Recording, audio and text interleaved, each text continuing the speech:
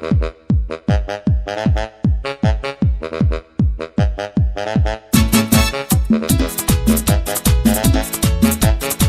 Mariners, Mr. Willard here in the AP's office with a couple of announcements. Now that we're over the Super Bowl hangover of a defeat by the Seattle Seahawks and a victory by the Patriots, I would agree as an old offensive guy you need to run the ball with Marshawn Lynch, but hey, we're a day away from that. Academically, students, we are 3 weeks away. February 20th is our first 6-week grading period. We've just finished our first 3 weeks. Get to your teachers, find out what you need. Here is the midpoint of this first grading period. Teachers, do us a favor. Make sure your Jupiter grades are up to date. Parents and students should be able to go online, find the access, and be able to see what their student is doing in the classroom up to date, so we have no surprises on February 20th. So students, get what you need in to get your grades better. Teachers, help us out, update your Jupiter grades, and everybody have a great week. I'm here to tell you about a few after-school programs. First we're going to be doing is yoga. Yoga will be on Wednesday after school at 2:45 in the multi-purpose room. And that's stellar. Well, I'll do it again for you guys. I'll read it with my coffee. So that's Wednesday. Tuesday is art club. Anybody can come. It's a wonderful time to get together, do some artwork, experiment with some different mediums. Also, Wednesday, girls, for who want to play lacrosse or interested or returners, I believe Wednesday at lunchtime we're going to be having a meeting here in my classroom, which is room 603. And what else? CSF people, be aware that we'll be posting when we'll be getting together about fundraisers coming up, so that's just a little FYI, but there's nothing set in stone yet. Happy Monday! It's Groundhog's Day, I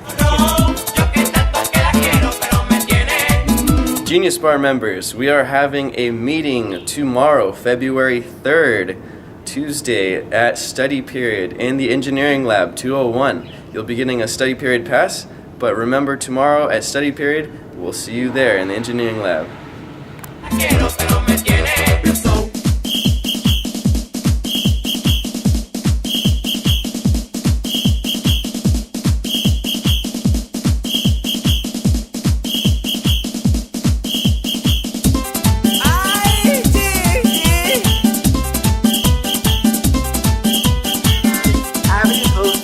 Trip to CSU Long Beach and Knott's Berry Farm Avid Night. For more information, talk to Mr. Hatta in room 64. We'll be working in the library from 2:30 to 4:30. If you need help on anything, everyone's welcome. We have English, history, math, and science. So if you need any help, we'll be here and just come by and we'll help you out. If you pre-ordered your class t-shirt, it will be distributed on Thursday during lunch in front of the ASB. Once again, Thursday at lunch in front of the ASB, and we also ordered some extras, so if you want, you can buy one. They're $12. Go class. Neighborhood. I'm here with an update on wrestling and to tell you what happened over the last week and over the weekend. So first of all, the dual meet against Sweetwater, which was at Sweetwater, we smashed them. We beat them 66-18. We had an amazing performance. We had 10 pins, so 10 matches and 10 pins and a few forfeits, so our kids did great. We're really proud of them. I'll give you a list of who pinned next time. Then over the weekend we went to the Holtville tournament, which is out in El Centro. It was the 52nd annual Holtville tournament, and we had a great showing there. Here are some of our top performers, the most notable performers. First of all, Alfredo Ramirez, a sophomore. He continues to improve. He won a few clutch matches by hitting his signature move called the arm throw, the Japanese whizzer. He's taking the opponent from his feet straight to his back and then able to jump on the guy and get the pin. Next was Enrique Diaz, a freshman who is really focused, and we're really happy he's on the team. He showed a lot of improvement. He shows that he got what it takes to wrestle on the varsity level, and we can't wait to see what he's going to do this week against Chula Vista.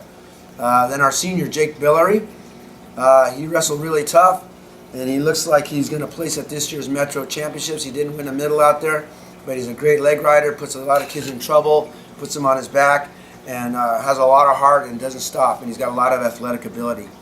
Next is Zen Jurado. He actually made it really deep into the tournament. He's another one of our seniors. He's a football player. He was injured last year, so he's kind of playing catch up.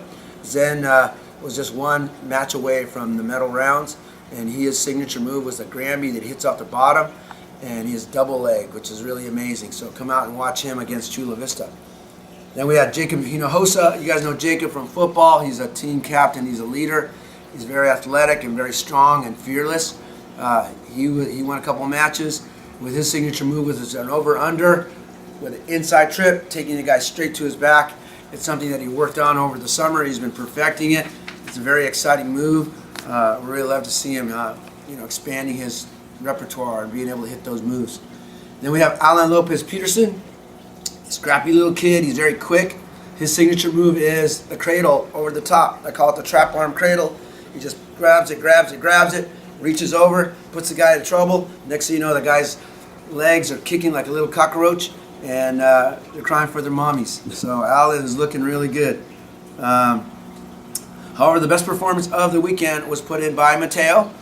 He dropped from 154 pounds to 147 pounds this week, which is the weight he's probably going to go at TIF and Masters.